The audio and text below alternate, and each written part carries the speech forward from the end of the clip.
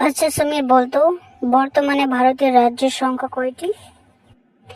Sir, বর্তমানে ভারতের রাজ্যের সংখ্যা 28টি আর কেন্দ্রশাসিত অঞ্চলের সংখ্যা 8টি।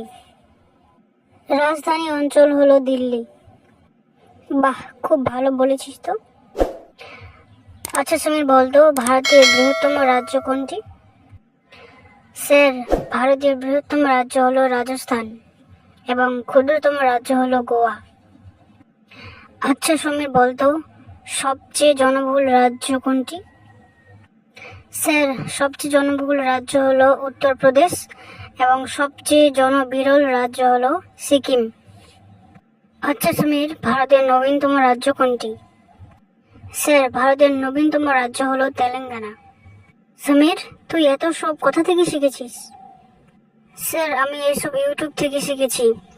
কার্টুন মাস্তি ফান একটা চ্যানেল আছে, ওখানে অনেক ভালো ভালো ভিডিও দিয়ে শিক্ষামূলক। বাহ, এটা তো অনেক ভালো একটা চ্যানেল, আমাকেও ফলো করতে হবে। হ্যাঁ স্যার, নিশ্চয়ই। আর কি কি জানিস বলতো?